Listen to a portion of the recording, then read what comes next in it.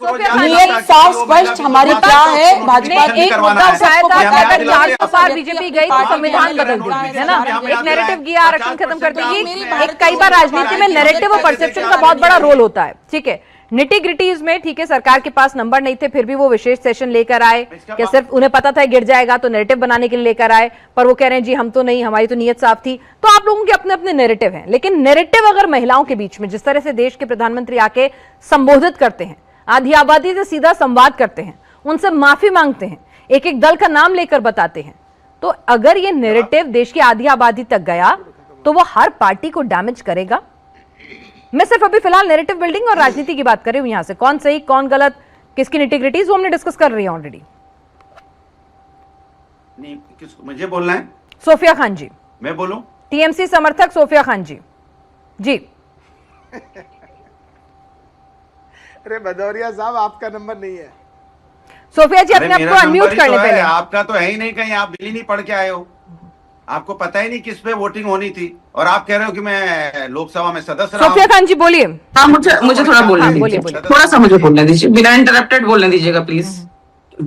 देखिए, सत्ते पर 11 साल से ये हैं, ठीक है। अभी ये महिलाओं को जो ये भ्रमित कर रहे हैं कि ऑपोजिशन जो विपक्ष है वो महिलाओं के विरोध में खड़ी है, तो ये महिलाएं अभी इस देश की महिलाएं वो अबला नारी नहीं और ना ही अनपढ़ है। सारी महिलाएं अभी सारी वर्डिक्ट को बातों को समझती हैं। तो ये महिलाओं के पीछे छुपना बंद कीजिए मोदी जी। महिलाओं के आड़ में ये जो आपने करने की कोशिश की, इसके बारे में अभी 4 दिन से चर्चा हो रहा है। अब तक लोग जान गए हैं कि ये महिला आरक्षण बिल नहीं है, बल्कि ये डिलिमिटेशन बिल को लाने की कोशिश की जा रही है, ताकि अपने हिसाब से ये सदन में डिलिमिटेशन तो होना ही है ना। फ्रीज वाले 25 साल खत्म हो रहे हैं, डिलिमिटेशन तो होना ही है, उसे तो कोई भी नहीं रोक सकता।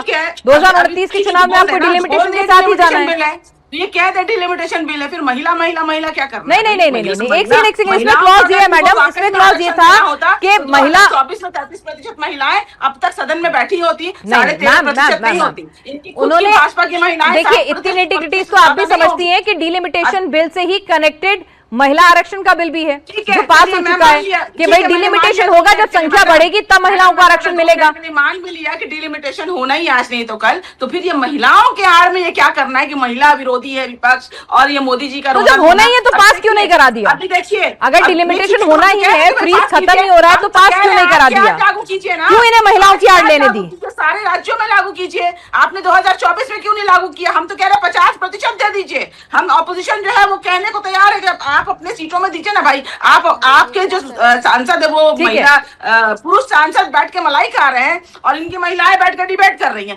कितनी है भाई? 13.5% ही है ना, उसमें से भी भाजपा की महिलाएं कितनी होगी आप सोच लीजिए। भाजपा की महिलाएं कितनी सशक्त है वो उनको भी पता होगा। चलिए ठीक है, अब सवाल यहाँ से देखिए, महिलाओं को उनका हक नहीं मिला है, महिलाओं को एक बार फिर इंतजार करना पड़ा है। इंतजार के पीछे सरकार की मंशा और विपक्ष के अपने आरोपों के बीच में महिलाएं खुद समझदार हैं, तय कर लेंगी कि किसकी नीयत कितनी पाक साफ थी। लेकिन एंड रिजल्ट तो यही है कि आधी आबादी को उसका 33% हक इस बार भी नहीं मिला है। हालांकि पीएम ने जरूर कहा है कि भाई अभी नाउम्मीद नहीं होना है, ये लड़ाई उन्हें आगे भी वो लड़ते रहेंगे और सही वक्त आने का इंतजार करना है, तो उम्मीद बांधे रखनी है। प्रधानमंत्री ने तो ये कहा है। बहरहाल विपक्ष कह रहा है कि ये बिल की आड़ में डिलिमिटेशन की साजिश थी, जो डिलिमिटेशन होके ही रहना है।